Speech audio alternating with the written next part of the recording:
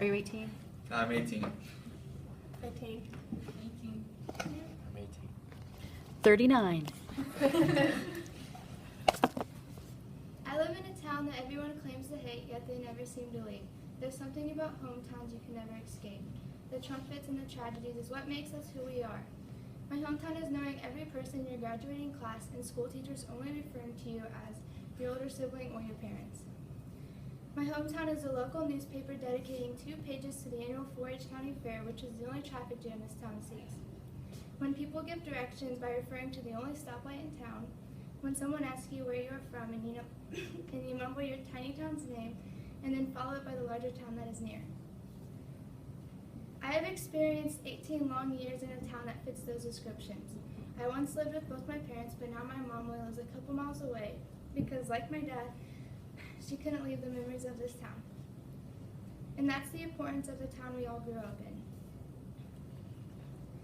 Whether it is a high school star football player making it in the Big Ten with a shot at representing a small town product in the NFL, or if it's losing a friend, brother, and son in a tragic car accident, if you know the story or not, the beauty of this is how everyone can come together to support one another from the simple fact that they came from your community.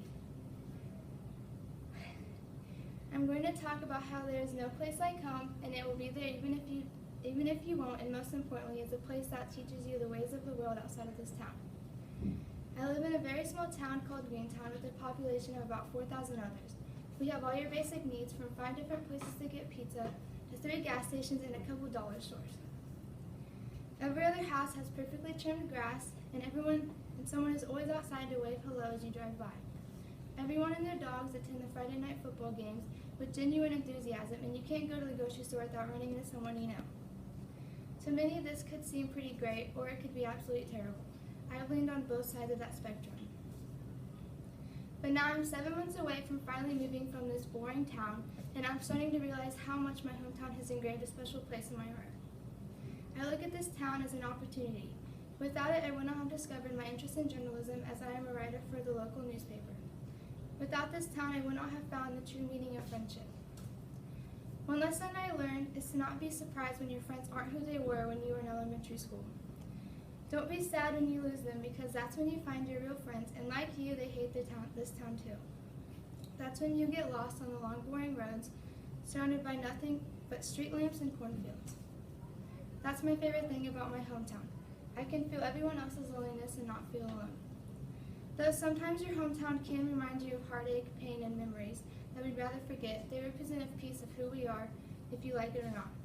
You can always run from where you came, but it won't change where you are from. When I move out of my childhood home, I won't be frightened or worrisome that I'm taking a risk that might be a little too risky.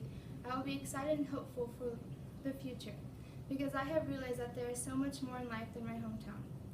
And when you leave, the wind will still blow and the sun will still rise. Everyone will drive on the same roads that you once drove miles out as if you're never coming back.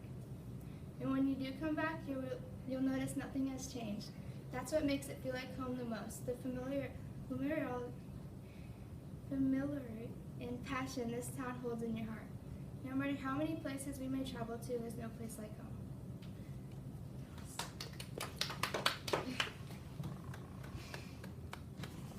We're all still here.